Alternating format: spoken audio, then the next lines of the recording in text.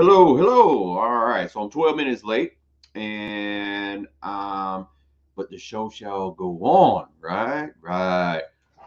Thank you for tuning in to Multiple Sclerosis Monday, which we will call MS Monday for short, for those who are used to seeing me on either every Monday or which is now every other Monday. My name is Laurent. And for those that are watching me on YouTube, if you can please hit the subscribe button because it does help the algorithm. Definitely for those that are watching MS, they can tune in and be a part of this wonderful show where we have guests with different MS warriors or information and whatnot. But yeah, sorry about my lateness. Had to make a couple of deliveries and whatnot, but I am here. And what we were going to talk about today was IVIG with Miss Taylor that we had on last time, but her son was gotten sick, so he's in our prayers, and hopefully, hey Miss Barnes, hopefully we can get her on soon but not later with that information. So give me 1 second here while I share this just a little bit. I didn't get a chance to share, but all right, I am like on a,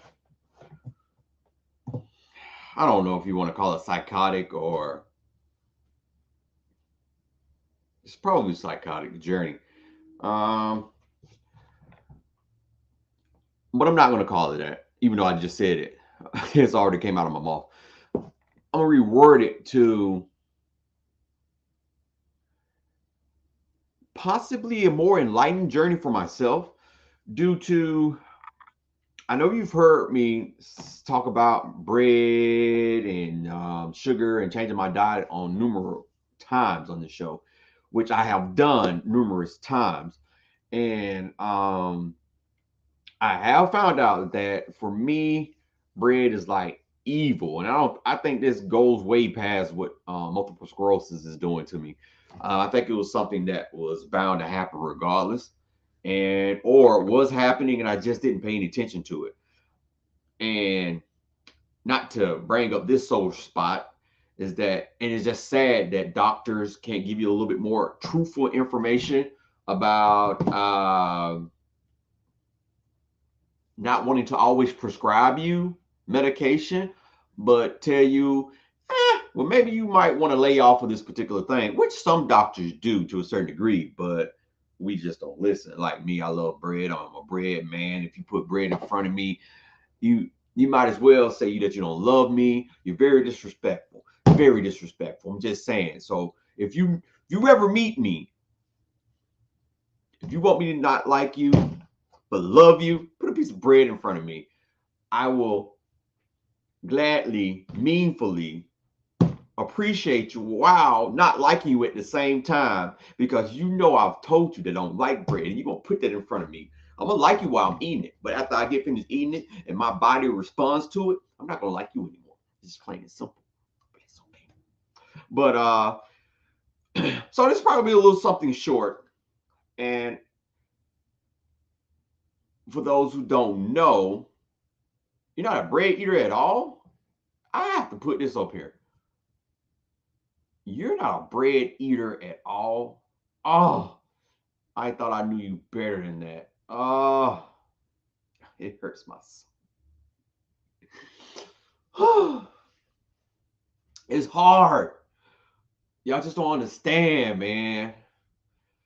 But I can eat cornbread with some greens now because it's corn bread, not yeast floured bread. It's gluten for me, I do believe. But I'm at a point now because I used to take 32 medications 3 times a day. And I had gotten down to probably like 2017. I had gotten down to two core medications. What's up, Mario? Two core medications. Uh, Well, you do know bread is sweet. It's still flour, regardless if you don't do bread. Bread is still flour. So I can't even do that, even though I got a bakery. I got my own bakery type situation going on, and most of half of the stuff that I cook, I can't indulge in it like I used to.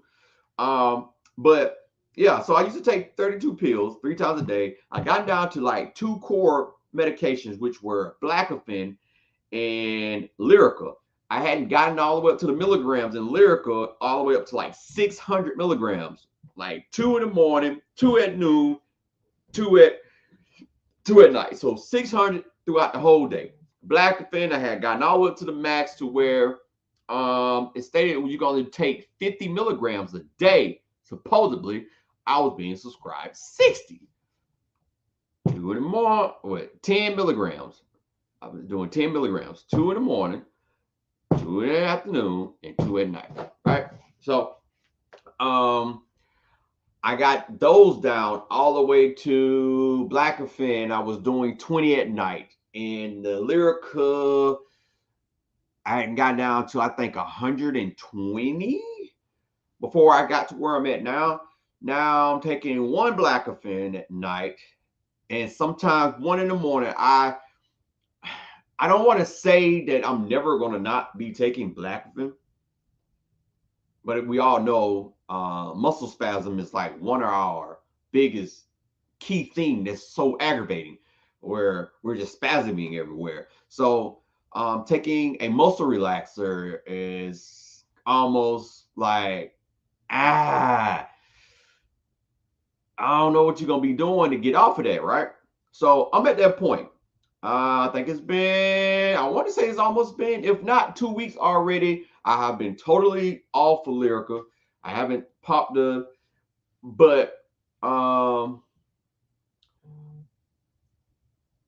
Ms. Burns say, I just take my Ambien for sleep, Ocrevus twice a year. I take Ocrevus, which I'm very much contemplating. This is going to be my last treatment, and I'm going to take a year off. I'm sitting on that. I'm really thinking I'm going to, because I did it before I did these 4 treatments that I just did. I actually took a year off and started back up. I don't know if COVID was the issue, the reason why that happened, or I can't remember. But yeah, so my journey now is like, if I'm only on Blackafin, I can deal with it. But I really don't want to be on nothing at all. But the thing about it is, do I have the discipline? That's going to be my issue. Discipline. And when I say discipline, so this is pretty much what the episode is about. Having discipline, meaning, am I going to get in the right mindset where I'm getting up in the morning, or when I get up, working out, meditating, eating the right food? So all of these are my problems. And I'm pretty sure I'm not the only one. I have so much going on right now that, one, fast food is, hint, fast food is fast. Or not fast food, or maybe not always fast food, because we really don't do fast food a lot, but fast food in the general, as in what's fast to prepare. And most fast to prepare food is not great food, right? So my discipline is at a all-time not in a good place level, to where being real hard on myself. So you've been an MS patient for 31 years. 31 years, huh? Crap, it's 22. I got diagnosed 2011, so it's only been 11 years for me. So you got me beat by 20. But so this is what I challenge people, not the part about getting off your medication. But I challenge you, definitely when it comes down to the mindset, I challenge you to change the way you think, change the way you process you being diagnosed with multiple sclerosis. Now, I know this is going to be um, one of those easier said and done situations. I need for you to take the time out and understand that it only becomes a death sentence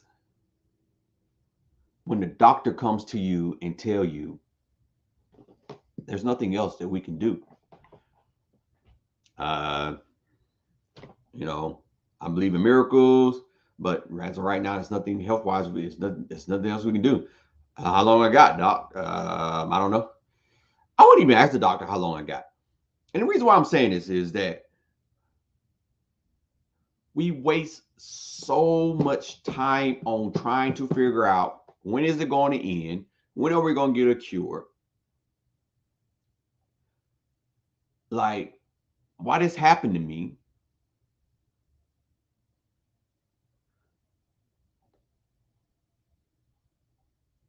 And not looking at the fact that with this disease, you do have to understand, even if it's a person that I'm talking to that's worse off than I am, there's somebody worse than them. And then there's somebody worse than them. And then there's somebody right now being diagnosed with multiple sclerosis that the doctor is saying by this time next week, no, you're not going to be here. So I really seriously need us to get a grip on the fact that every day is not promised, regardless of what you've been diagnosed with. But just because we're diagnosed with MS, do we stop living? Discipline.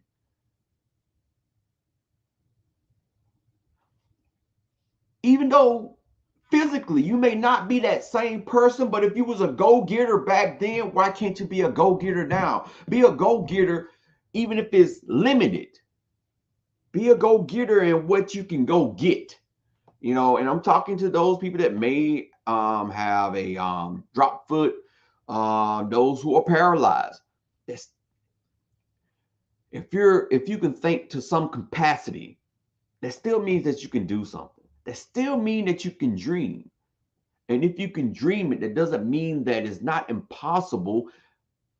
It doesn't mean that you can't find ways to do what you're dreaming about.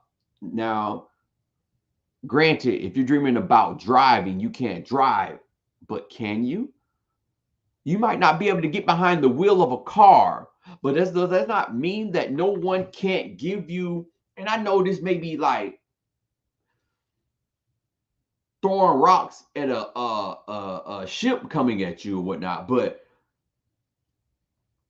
look at all these, like the games. I know people don't, especially older people, don't play video games or whatnot, but you know, you have all these virtual reality things where I think that would be like so cool for those that can't like move, paralyze, or get around real good. It would be like so cool to be able to go and show up to their place and have this virtual reality system and allow them a few minutes to enjoy like they're actually going somewhere. And some of us can, or some of us may even have access to things like that, but we choose not to do it because of who we are or how old we are or how we may think someone may look at us. Heck, maybe even down to our kids. Oh, they're gonna look at us funny. Or other adults, they're gonna look at me funny if I'm sitting up here. I wanna, bruh, it's not about them. It's about how you feel. Do you know how messed up society has confused us with the mindset of we can't do particular things because we're too busy worried about what somebody's gonna say about us? They're not you. And it's just like with me. I can sit up here and talk all day about what you should be doing, but at the end of the day, you still got to be the person that want to do it. You just may not be willing to do what it needs to be done to be happy. And what I mean about that is stop allowing MS to drain you because no cure has been created. Ms. Burns, I want to parachute and jump from a plane for my birthday on 7/19. Hey, I say it like this. If you got the money, I know, and I know you've seen where people are attached to other people and they jump out with them and they're attached to them until they get down. I don't know how your walking is now, Ms. Byrne, but if you have the money, that stuff is available. Hey, I got this disease and I know that it may not work for me to get up in the plane and try and get out. I might not even get the thing right, but I would love to do this. I guarantee, because of the adrenaline junkies that work at these places, they're going to be stoked trying to, you know what? The fact that you want to go, I got you. I've seen it. People carrying their dogs up there. People taking elderly, not calling you elderly. I mean like 80, 90-some-year-old people that's jumping out of planes attached to the other person, the instructor. That's what they are, instructors. So my thing is you can do that. Girl, save that money. Get that money.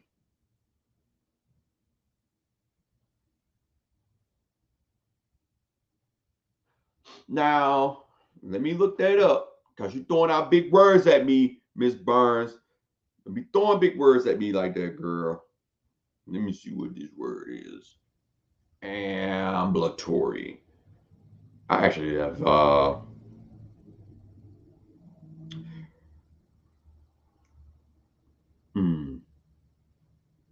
Oh, okay. Cool. I'm not saying cool that yeah, that word. Hold up. Wait.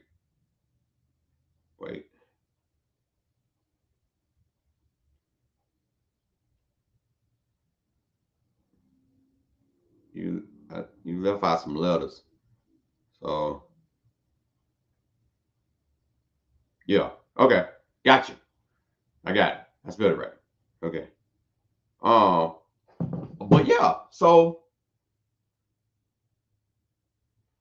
awesome. See, look. So that's what I'm saying. You have people. She's a prime example. Look at that. And then I hate to keep throwing Miss Sherry in the talks of everything. She's paralyzed from the neck down, and she's constantly going on trips with her or with her son. So you can't say that you can't do it. You want to know who's stopping you from doing it? You are stopping you from doing it. So MS is not stopping you from still trying to have a adventurous life. You are, because you're too busy worrying about what somebody's gonna say. You're too busy about if somebody's gonna want to spend time with you, or you're too busy worrying about the people that are not spending time with you because that's who you will prefer. What I've learned from this medication is your true friends are the ones that are still sticking beside you, that are still talking to you, that are still treating you like you're just a regular person, regardless if you can't move, or if you can barely speak, or if you can't go out like you used to. Those are true friends, and that's including family, because some families are just as I ain't gonna say that word, are just as rude as just random people on the road that look at you kind of crazy. They walk away from you. So you can't sit up here and say that I'm not doing this because of whatever XYZ. And see, you know what, Ms. Burns, I like that. No, I'm doing this thing. You know what? No is like one of the best words that I realized that I can say no matter what in 2017. When I learned that word, and I can, and it's okay regardless of how you feel, that my feelings are not going to be hurt, that your feelings are hurt, that I said no to you, man. That was like bling bling bling bling bling bling bling bling. I actually start using it a lot. I just start saying no to anything. Saying no to myself. No. you know, my body be like, hey, yeah, I gotta pass gas. I'm like, no, you know, just saying just saying no to everything. But yeah, so I reeled that no in just a little bit, just a little bit. But yeah, it's like the best word ever. If you don't know what that word is, if you haven't been using that word here lately, bruh, you need to pick it up. Go to the dictionary, go into the ends, and look and see what no means. No is very powerful, very powerful. You know what I mean? It's, it is what it is. Probably unestimated one of the best words in the dictionary. I can't stand a dictionary. I can't stand words in general. But no for me, it does it. So you need to pick that word up, use it. And matter of fact, use it kindly, because being used kindly, no hurts people that are trying to be rude to you, versus you screaming no, just no, and walk away, roll away, walk away, whichever one it is, you know, because my thing is only you, only two letters, right? No, N-O, two letters, easy. I don't have to combine a whole bunch of cuss words because no is the cuss word. No, you know, I mean, that hurts people's feelings like a mother sucker, boy. It's like folks get offended. Did you just tell me no? Yes. That's the only time you probably should be saying yes when someone asks. Did you just tell me no? Yes. It's still a no. You know what I'm saying? But like seriously, determination. I have to get on top of this. And another thing, I can't express how key vitamins is because I'm getting my butt kicked at night. And I'm gonna be honest, I'm gonna throw myself up under the bus. I haven't taken my vitamins correctly almost, I mean, I don't think since this past summer. And so I'm off the lyrical, right? And I lay down. It's almost like my body knows when I'm getting ready to lay down, and then my legs want to lock up, my legs want to be in pain, right? Then I start thinking, um, when the last time have I been regular on my vitamins?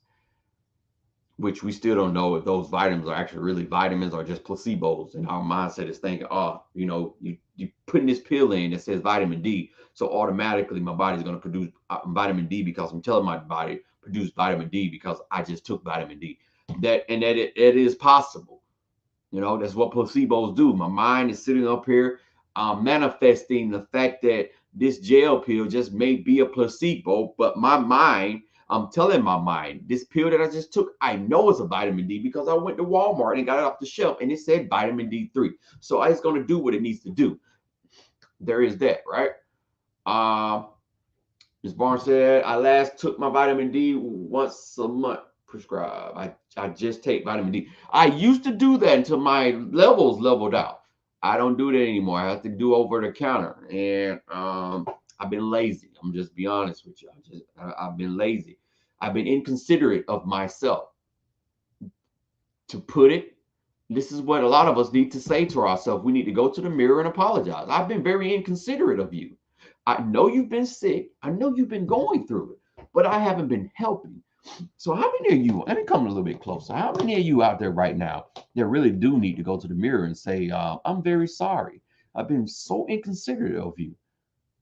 I know you've been down. I know you've been sick. I know you've been having relapses and stuff, and I'm still doing stuff that's probably going to continue to make you have relapses. And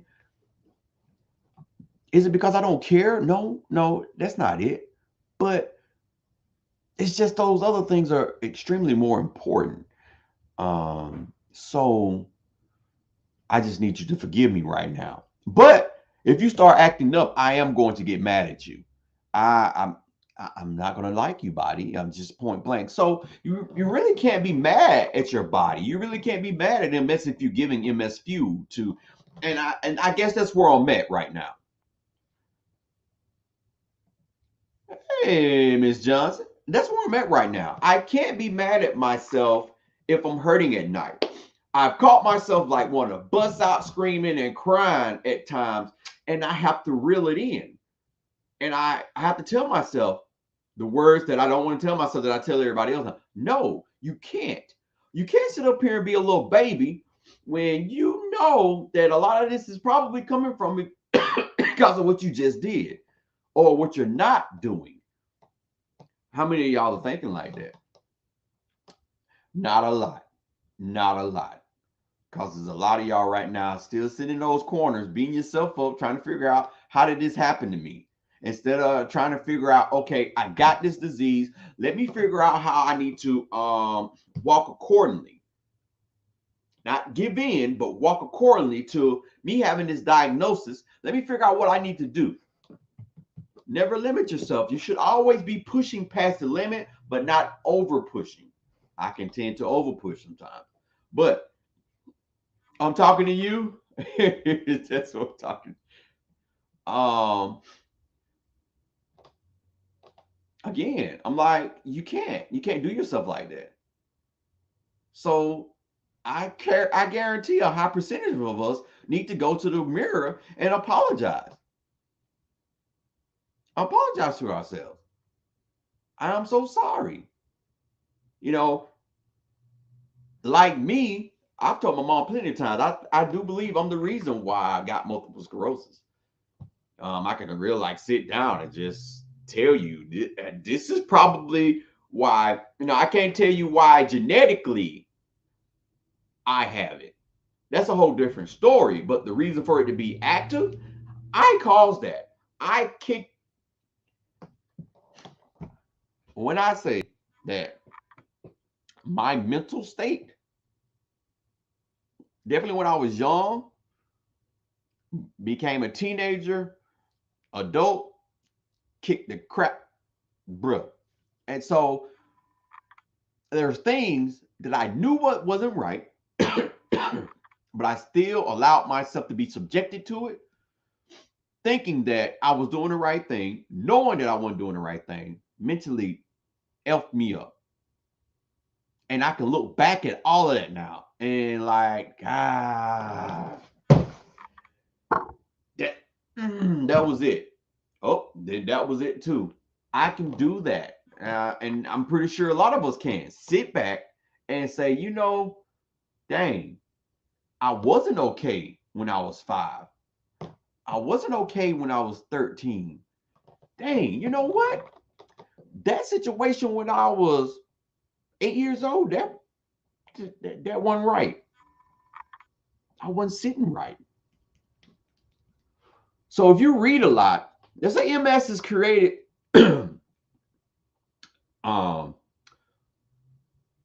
added to genetics, environmental, and environmental issues, and then don't quote me on it. It's environmental, genetics, and it's just self. I'm gonna say self. It's not the right thing, but I'm just say self. So you got the genetic factor, which is a gene that's inside of you already. So you can live and die without knowing that you got this gene. So you have this gene precursor, right? So then you got the environmental coming from chemicals, just the situation in general. And then you have you. You are the catalyst to all of this jumping off because of how your body responds to it. And your body only respond to a situation off of what is known. Meaning, if you respond to situations like this, whether it's just an accidental car accident, where you have an accidental car accident that seems to be horrifically bad, you're panicking. So you're going to automatically, because the world tells you if you're in that type of accident, oh, you just go crazy, right? So now you're sending your body in the shop, which, and I'm not saying you shouldn't do that. No, I'm not saying that, but I'm just giving you examples. Like me per se, one of the key things that happened to me, finding out of the situation, I basically flipped. I blanked out. And I've done that several times. And when I woke up, I was in a whole One, I was in a hospital for one situation. Another situation, I was fighting somebody. Actually, that happened twice. So I know my points in my life. I can actually go back now and say, that was a part of it. That was a part of it. That was a part of it. Until my body was like, bro, you're killing me. You're killing me. I'm trying to help fight off this little thing that's in your head. And you're not making it easy for me, bro. You're not. And to the point that it's like, I throw my hands up. I can't fight anymore. So Ms. Johnson says, I'm so sorry, body. After giving birth to my son, I most definitely gave up on my health and body. Oh no, Ms. Jazz, you can't do that. And I know you had to get off your treatment during that part. My sister had that situation with my nephew. And, you know, you can't be on a treatment until after having the baby, and then all hell broke loose on her and her body. But definitely, sweetie, you have to. Everybody, if you're listening to this, like seriously, every morning I've missed a couple of mornings. So again, the discipline, I have to start being more disciplined. Get up in the morning, giving myself a high five in the mirror or a rearview mirror after I drop the kids off to school, giving myself a high five, and I'm saying, hey, I love you. I'm proud of you. I'm proud of you. And me talking to myself, you've gotten this far, you're doing these things, and you're not allowing what someone deems to be a life ender in your life. Well, not in your life in the sense it did in a life. It ended the old me, and it created something so amazing. You may not hear this from a lot of MS patients, but when I say I'm an MS warrior, I mean it, because this has created myself pre-MS. I was a caterpillar. I feel like I am a butterfly. MS has opened so many doors for me because I stopped worrying about how the world sees me and start looking at myself for who I was. And no matter of fact, I start looking at myself for who I knew I was. There's always going to be someone in the world that's not going to understand your worth. No matter what, friend, foe, family, co-worker, there's always going to be somebody that does not know your worth, and there's always going to be someone that's going to see you shining like a beacon. And so don't be that one out of the group that don't see your worth. That is the most baddest situation, for you yourself to see that you're not worthy enough. Because those people, they don't have to live with you. Ms. Burns said, I do not ever think they will find a cure. Again, finding a cure is not the issue. And I think a lot of us just need to really get that out of our head. Finding a cure is not an issue, because some of us are in situations where even if they find a cure and they cure us and MS is not going to mess with you anymore, there's a small, I was going to say slim, a slim chance that you will still cure the nerve damage that's already happened to you. And that's the reason for this platform, to get people to understand. Stop not living because you're waiting for a cure to live. By all means, if that cure falls and all that while we're living and you want to take it, go ahead. I say go right ahead. But don't stop living because now the doctor is basically saying that you got multiple sclerosis, and you're sitting up here and you feel like, oh, I can't be myself. I can't hang out with the people that I used to hang out with. I can't have the fun I used to have. Find other ways, because what if you didn't have MS? Look at COVID. You saw how COVID like literally put the world on stop. A lot of people went sick, but a lot of people went freaking crazy because the world has normalized that if you're not moving, people, you know what? So many divorces happened during COVID because people realized who the heck that they were with.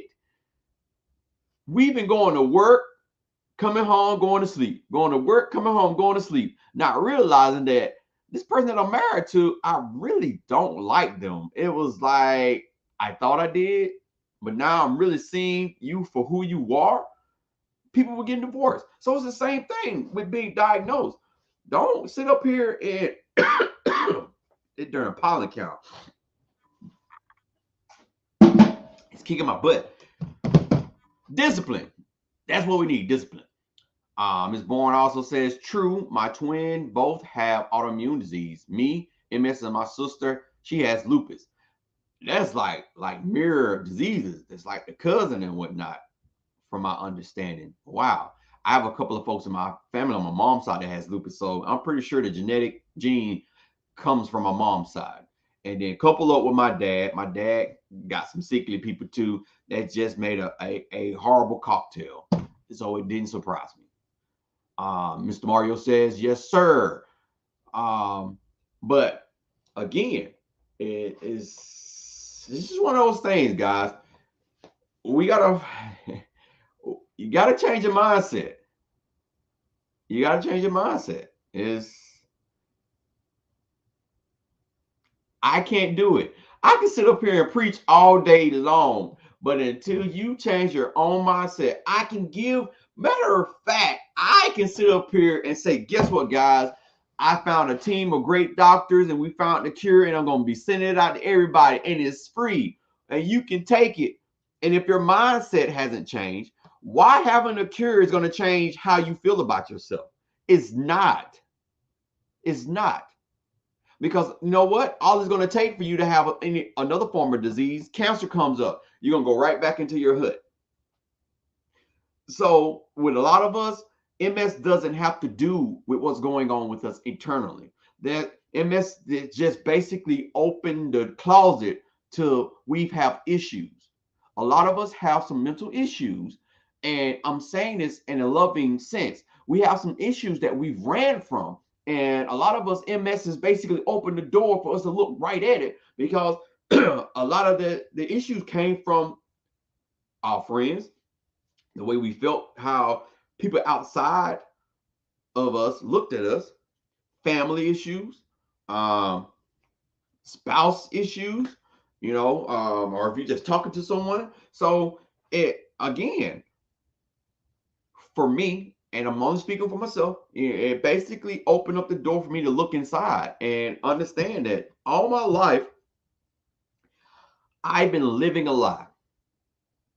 I've been trying to live for everybody else, and I failed, and I made my life so miserable trying to be something that I was never going to be.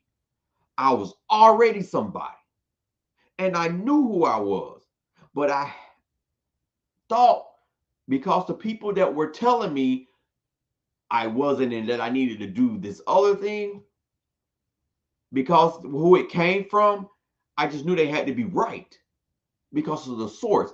And now I'm not saying that the source was a bad source. It just wasn't for me. I can sit up here and say it came from most of it came from a source of love, but they really didn't know me. And that only comes due to how they were raised. And so I can't blame them.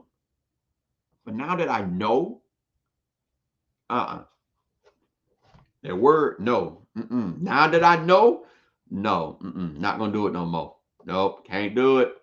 No, sir. I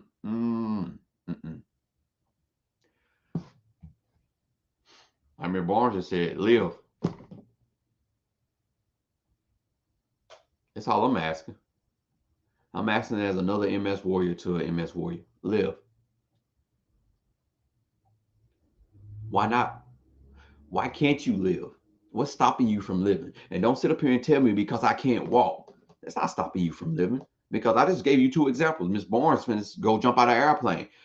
Miss Sherry, paralyzed from the neck down. She been going on cruise. I think she done went to Las Vegas twice within the past couple of years. Don't quote me on that, Miss Sherry. Not to give your business out like that, but again, what's stopping you? It ain't the people around you.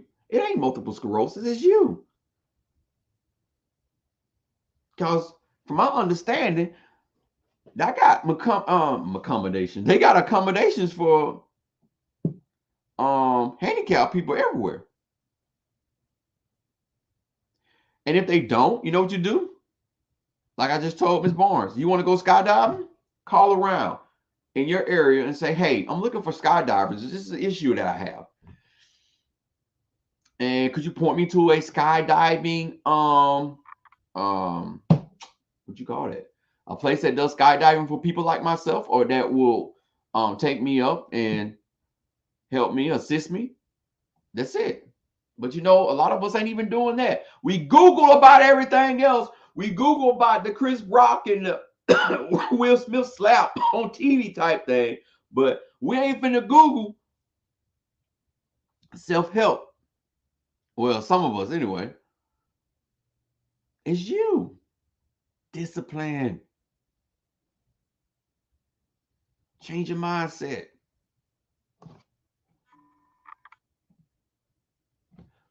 Thank you, Miss Johnson. Thank you. I'm now using a walker, but I shall live. What? And I'm gonna get ready to go, but I'm gonna say this. And I express this with the most love.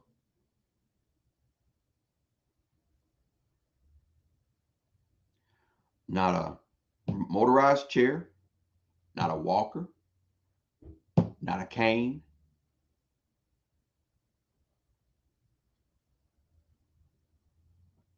That can't stop you from living. You know what can stop you from living?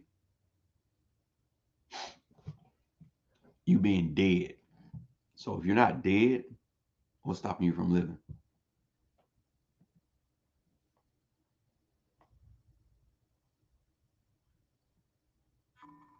That's all I got to say. Love you guys. You have a nice day.